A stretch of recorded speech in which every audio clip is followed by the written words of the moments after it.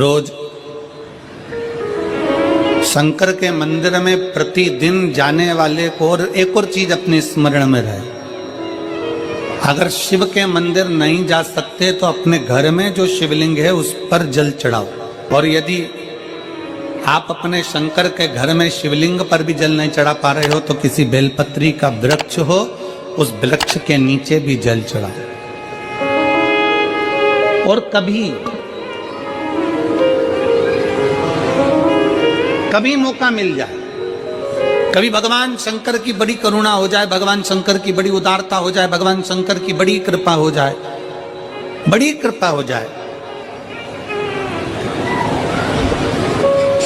भगवान शंकर जिस दिन तुम्हारे ऊपर बड़ी कृपा कर दे, किसी सोमवार को 3 नियम बना लो। जिस दिन मेरा भोले बाबा तुम पर कृपा कर दे उस दिन सोमवार का एक नियम बनाओ कि महीने का एक सोमवार मुझे ऐसा करना है, 3 नियम धारण करना है महीने के सोमवार को। पहला, सुबेरे जाकर शंकर भगवान को 1 लोटा जल चढ़ाना है। दूसरा, दोपहर के समय पर जाकर मुझे बेलपत्री के वृक्ष के नीचे एक चावल का दाना रखकर बेलपत्री की 7, 11, 21, 108, 51 जितनी परिक्रमा आप लगा सकते हो वो लगाना है। और तीसरा, बेलपत्री के वृक्ष के नीचे और शंकर के मंदिर के दरवाजे पर मुझे एक घी का दीपक लगाना है। बस ये 3 नियम जिसने महीने में एक बार ले लिया, समझ लो उसको पीछे हटने की जरूरत ही नहीं, वो आगे ही बढ़े। महीने के किसी एक सोमवार का ऐसा नियम बना लो कि मुझे 3 नियम धारण करना है महीने के किसी भी एक सोमवार को। हम ये नहीं कहेंगे कि तुम सोमवार 5 पढ़ रहे हैं तो 5 को करो, 4 पढ़ रहे हैं तो 4 को करो, 3 पढ़ रहे हैं तो 3 को करो। तुम तो महीने का एक सोमवार का नियम बना। और मेरी जीजियों से, मेरी बेटियों से जो विदेश में रह रही हैं, जो कहीं बाहर रह रही हैं, कहीं बड़े शहर में रह रही हैं, जो रोज मंदिर नहीं जा सकते, हर किसी महीने के एक सोमवार को भी ये नियम निर्धारण थे, तो उनसे कहेंगे कि 3 महीने में एक सोमवार का नियम बना लो। 3 महीने में नहीं बना सकते तो 6 महीने में एक सोमवार का नियम बना लो। और 6 महीने में नहीं बना सकते तो 1 साल में एक सोमवार का ऐसा नियम बना लो कि मैं साल का एक सोमवार ऐसा रहूंगी कि सुबह सोमवार के दिन मंदिर में जाकर जल चढ़ाऊंगी, दोपहर में जाकर बाबा को एक अक्षत का दाना रखकर, अक्षत का मतलब है कि बाबा मेरी दिनों दिन उन्नति करना। बेलपत्री के वृक्ष के नीचे जो अक्षत रखा जाता है वो उन्नति के लिए रखा जाता है। शंकर के शिवलिंग पर जो अक्षत रखा जाता है वो रोग मुक्ति के लिए रखा जाता है। अशोक सुंदरी पर जो अक्षत रखा जाता है वो संतान प्राप्ति के लिए रखा जाता है। षडानंद कार्तिकेय की ओर जो अक्षत रखा जाता है वह हमारे बच्चों की सुख समृद्धि के लिए रखा जाता है। विनायक की ओर, गणेश जी की ओर जो अक्षत रखा जाता है वो हमारे घर में कोई मंगल कार्य आ जाए उसके लिए रखा जाता है। और जो पीठिका होती है जिसपे शिवलिंग रखा होता है, पार्वती जी का हस्तकमल, उस पर अक्षत रखा जाता है तो नारी के अखंड सौभाग्य के लिए रखा जाता है। अक्षत रखने का भी तरीका है। एक चावल का दाना कहाँ रखा जाता है, क्यों रखा जाता है, कैसे रखा। अब कई लोग कहते हैं गुरुजी ये शिव महापुराण में आप ये नियम बताते हो, तरीका बताते हो। हम तो उनसे कहेंगे डॉक्टर के पास जाओगे तो डॉक्टर भी गोली लिखकर ये नहीं कह देगा कि ये सारी गोली एक साथ खा जा।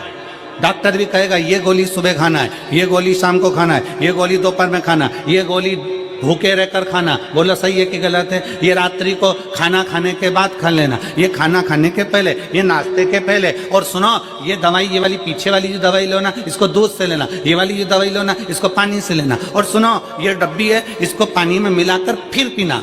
दवाई लेने का भी तरीका है, उसी तरह शिव महापुराण में एक एक अक्षत का भी तरीका है और एक एक बेलपत्री का भी तरीका है। अब मान लो कई लोग कहते हैं गुरुजी आप ये तरीका बताते हो शिव पुराण के माध्यम से, कई लोगों के मन में संशय जागता है, तो अगर हम एक साथ चावल चढ़ा दे तो उसका क्या तरीका है? तो हमारा निवेदन है डॉक्टर जो दवाई ले एक ही बार में निपटा जाए, एक ही बार में खा ले। दवाई एक बार में पूरी खा गए असर नहीं करेगी, इसमें डॉक्टर का कोई दोष नहीं है। उसने तो बताया था ऐसे लेना, ऐसे लेना। और तुमने, मैं डॉक्टर साहब ने पूछा दवाई पूरी ली, शाम की दवाई भूल गई थी, सवेरे की दवाई भूल गई थी, ये दवाई भूल गई थी। डॉक्टर कहेगा हमने तो नियम बताया था, तुमने नहीं खाई तो असर कहाँ से करेगी? तुम असर कब करती है? जब हम पूजन के तरीके को जान जाए, जब हम अर्चना के तरीके को जाए। आप साल भर का एक सोमवार निकाल लो, 6 महीने का एक सोमवार निकाल लो, 3 महीने का एक सोमवार निकाल लो, महीने का एक सोमवार निकाल लो, अपने से दिल में बन जाए तो एक सोमवार ऐसा निकालो जिसके 3 नियम धारण हो। पहला, उसी सोमवार जिसको कर रहे हो उस दिन सुबह जल चढ़ाना। दूसरे, दोपहर के समय पर जाकर बेलपत्री के वृक्ष के नीचे एक चावल का दाना रखना और परिक्रमा बेलपत्र की जितनी तुमसे बन जाए, जितनी तुम्हारे शरीर की कैपेसिटी हो, जितना तुम्हारा शरीर चलते बन जाए। हम तो ये भी नहीं कहते कि तुम भूखे रहकर भगवान का भजन करो, हम कभी नहीं कहते। हम तो यहां तक कहते हैं, हमारे पुष्टि मार्ग में यहां तक कहा गया कि वल्लभ कुल की एकादशी करो, भले बकरी जैसे चरो पर एकादशी करो। हम तो यहां तक कहते हैं कि बहुत समय से कल मेरी एकादशी है, एकादशी है, एकादशी है, एकादशी है, पूरे घर को हिलाकर रख दिया, एकादशी है, एकादशी, एकादशी है। बहू टेंशन में, बेटा डिप्रेशन में, पति पपीता ला ला के, सेव फल ला ला के, मूंगफली का दाना ला ला के, काजू कतली ला ला के, सेव फल ला ला के, और सारा सामान, साबूदाना, खिचड़ी और ना चिप्स, ना जाने क्या क्या ला ला के, बेचारा पति एकादशी आती है वो नौमी से चिंता में पड़ जाता है।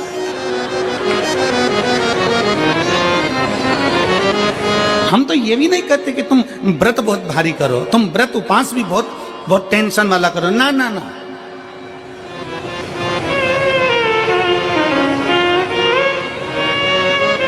अपने को व्रत उपास भी इतना बहुत बहुत भूखे रह रहे हो, बहुत प्यासे रह रहे हो, और मालूम पड़े कि भगवान हमें मिलेगा, भगवान हमें मिलेगा।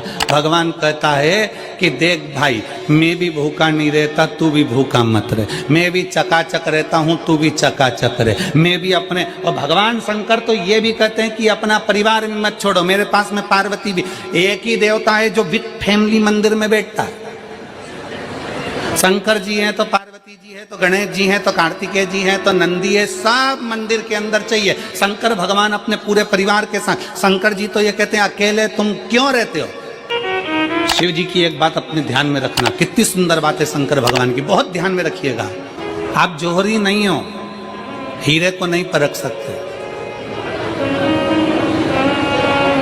हम भी जोहरी नहीं है, हम हीरा को नहीं समझ सकते। पर भगवान शंकर ने पृथ्वी पर जिसको जन्म दिया उसको जोहरी बनाकर पैदा किया है, उसको जोहरी बनाकर भेजा है कि आप भले हीरा को न समझो चलेगा, पर अपने नजदीक में कोई दुखी है तो उसकी पीड़ा को जरूर समझना। भगवान शंकर कहते हैं उसकी पीड़ा का स्मरण रखना।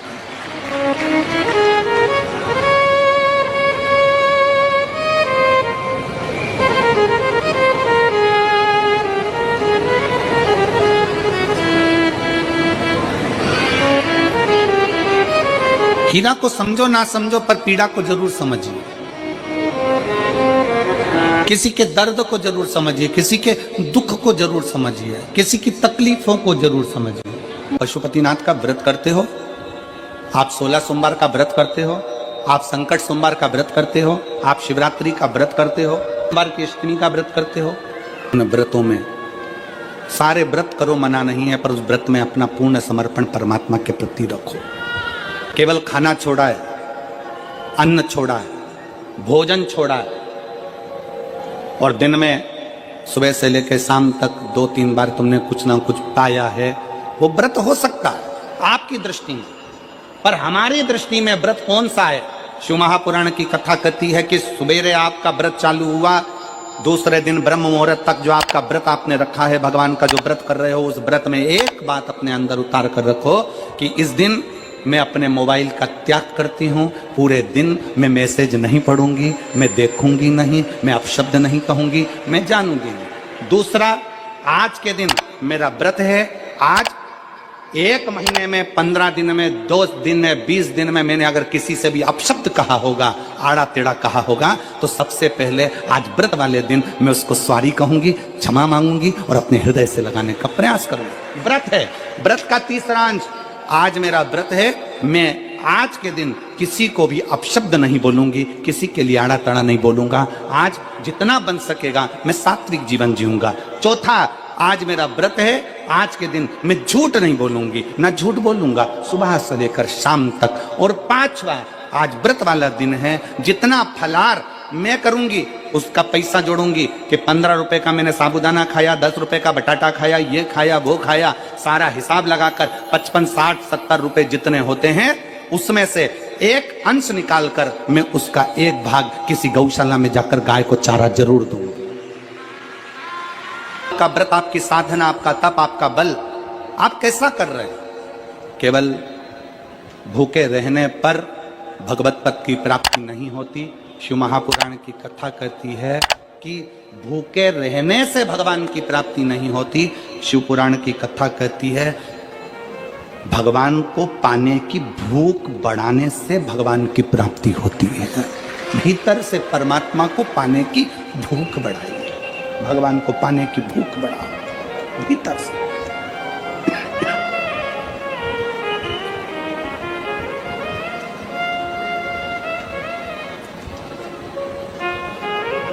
व्रत करो मना नहीं, तप करो मना नहीं, साधना करो मना नहीं, पर उस तप साधना में व्रत में परमात्मा को पाने की ललकता हो आपके भीतर, भगवान को पाने की ललकता हो आपके भीतर, भगवत पद को पाने की ललकता हो आपके भीतर, तो भगवान।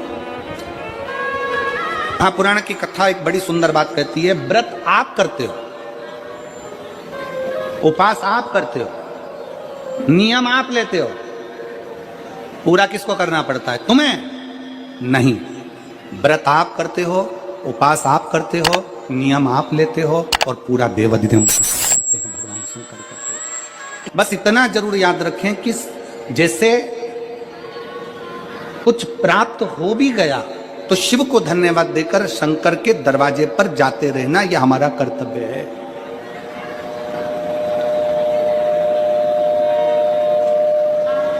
एक बहन जी ने पत्र लिखा था कल, उस पत्र में बहन जी ने लिखा कि शिव महापुराण तप का मतलब क्या होता? चलिए, उपास का मतलब बताओ।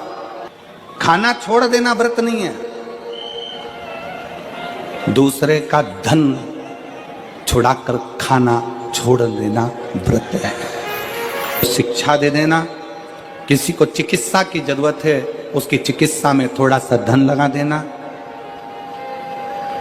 कोई रोते हुए के आंख के आंसुओं को पोंछ देना, किसी के दुख में खड़े होकर उसको खुशियां प्रदान कर देना, ये दुनिया का सबसे बड़ा व्रत है, सबसे बड़ी साधना, सबसे बड़ा तप। मन साफ है तो सारी गलतियां माफ है, और अगर मन ही साफ नहीं है तो गलती कौन माफ करेगा भाई? हम भी तो अपनी जिंदगी में एक नियम बना सकते हैं कि मैं श्री शिवाय नमस्तुभ्यम का जाप करूंगी, मेरी कॉलोनी में कोई शंकर जी का मंदिर है, हम 5-10 महिलाएं प्रत्येक सोमवार को 10 मिनट बैठेंगी, शाम के समय प्रदोष काल में 6 बजे 6:30 बजे बैठेंगे, 6:45 बजे 15 मिनट बाद उठ जाएंगे, श्री शिवाय नमस्तुभ्यम का जाप करेंगे, शंकर जी को भोग लगाएंगे। अगर एक हफ्ते में 5 सोमवार पड़ते हैं तो 5 महिलाएं अपना नियम बना ले कि आज का प्रसाद थोड़ा सा, कुछ भी शक्कर, खड़ी शक्कर, कुछ भी मैं लेके आऊंगी, माँ भोग लगाएंगे, अपन 5 मिलकर श्री शिवाय नमस्तुभ्यम जपेंगे, प्रसाद बांट देंगे, अपने घर चले जाएंगे। ज्यादा ढोंग प्रपंच नहीं, दिखावा नहीं, कोई एक नियम। हमारे नजदीक में शंकर जी का मंदिर है, हफ्ते में एक बार नियम बनाएंगे, उस मंदिर में सफाई करेंगे, हफ्ते में एक बार नियम बनाएंगे, अपने नजदीक के शंकर के मंदिर को साफ करेंगे, क्लीन करेंगे। एक नियम अपने अंदर बनाओ शिव के प्रति।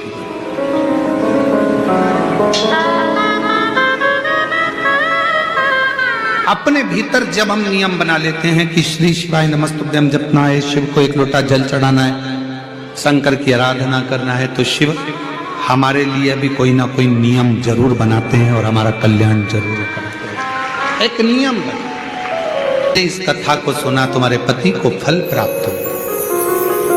कलिकाल में संसार में जो शिव महापुराण की कथा को सुनता है, श्रवण करता है, करवाता है, बाँचता है, सुनता है, वो जितने जीव इस कथा को श्रवण करने आते हैं, केवल उनका ही नहीं, उनकी 71 पीढ़ी का कल्याण शिव पुराण की कथा कर। लंबी बाती का प्रमाण अलग होता है। लंबी बाती क्यों लगाई जाती है? भगवान के मंदिर में दीप में, देवियों की पूजन में, लक्ष्मी की वृद्धि के लिए।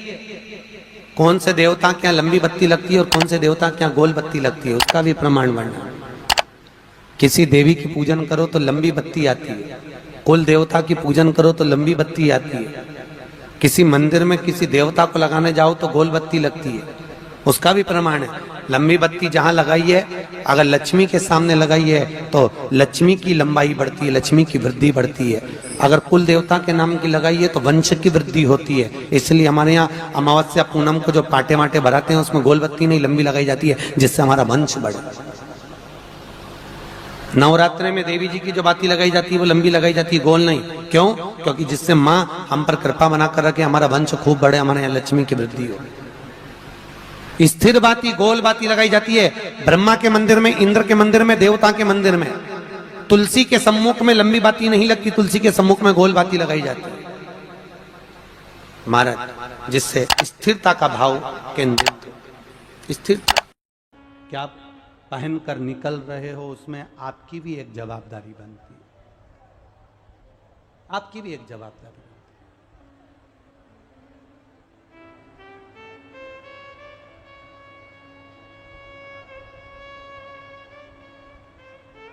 भगवान की भक्ति, उस पर किया गया भरोसा, उस पर की गई दृढ़ता हमारे जीवन में सुख का अनुभव करा देती है। कोई आपसे कह दे कि मैं आपको दुखी नहीं होने दूंगा, कोई आपसे कह दे मैं तुझे तकलीफ में नहीं आने दूंगा, फालतू की बात है, फालतू। एक लड़का लड़की गार्डन में बैठे थे, बगीचे में, और गार्डन में बगीचे में बैठे हुए लड़की लड़के से कह रही थी, बस अपन दोनों की शादी हो जाए, मैं पूरे घर को स्वर्ग बना दूंगी। एक बार मैं शादी करके तुम्हारे घर में आ जाऊं, पूरे घर को स्वर्ग बना दूंगी। वहीं से एक व्यक्ति निकल कर जा रहा था और उसने घूम कर देखा कि कितनी विचित्र बात कह रही है कि एक बार अपनी शादी हो जाए, मैं घर को स्वर्ग बना दूंगी। तो उस व्यक्ति ने चिल्ला कर कहा, ये घर को स्वर्ग बनाएगी और घर में रहने वालों को स्वर्गवासी बनाएगी। जितने घर में रह रहे होंगे उनको स्वर्गवासी का निश्चितता।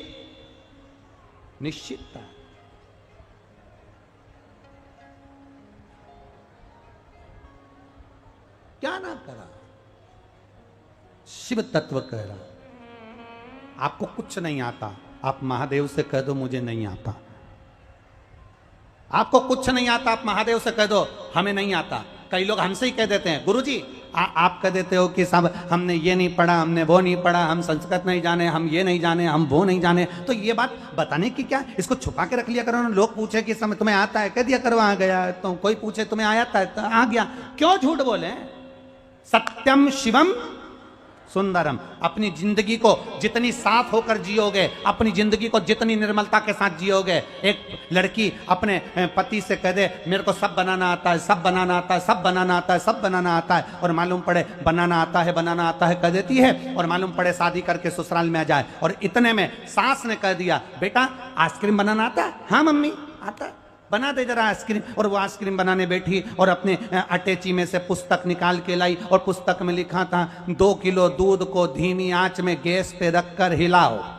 उसने धीमी आंच में गैस पे रखकर हिलाया, फिर इसमें शक्कर डालकर हिलाओ, उसने शक्कर डालकर हिलाया, फिर उसमें बेकिंग पाउडर डालकर हिलाओ, उसने बेकिंग पाउडर डालकर हिलाया, फिर इसमें इलायची पाउडर डालकर हिलाओ, इसने इलायची पाउडर डालकर हिलाया, फिर उसमें लिखा था 1 घंटा फ्रिज में रख दो।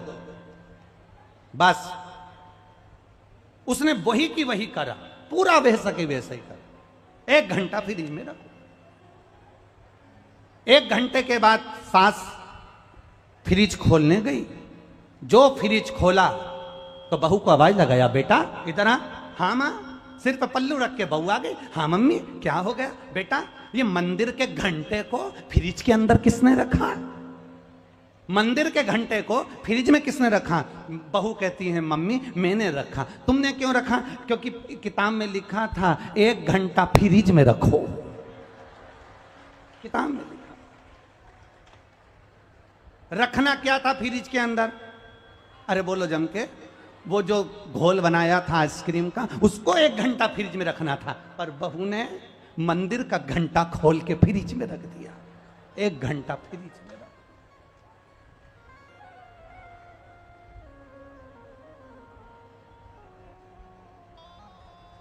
इससे तो मुंह से कह देती मम्मी मेरे को बनाना नहीं, सत्य बोलो। दुनिया बोलेगी मरने के बाद राम नाम, अच्छे से तो बोलो राम नाम सत्य है, बोल लेना चाहिए। मालूम अपने मरने के बाद दूसरे बोलेंगे, अपन कब बोलेंगे? इसलिए बोलते चलो, राम का नाम तो लेते चलो, स्मरण करते।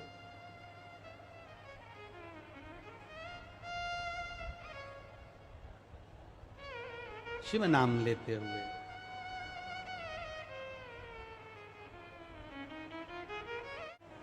शिव महापुराण की कथा कर रही है, भगवान शंकर का संवाद कर रहा है। नंदीश्वर शिव महापुराण की कथा कहती है, नंदी भगवान शंकर का प्रिय बना। एक दिन स्वयं नंदी एक दिन भगवान शिव जी से कहता है, बाबा मेरे मन की एक बात स्वीकार करेंगे क्या? नंदी स्वयं भगवान शिव जी से कह रहा है कि आप मेरी एक मन की बात स्वीकार करेंगे क्या? भगवान ने पूछा, ऐसा कौन सी बात है जो नंदी आज मेरे सामने लेकर आया है?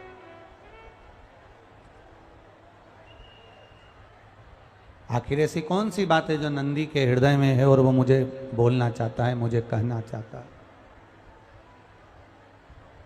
क्या बात है नंदी? क्या कहना चाहते हो तुम? नंदी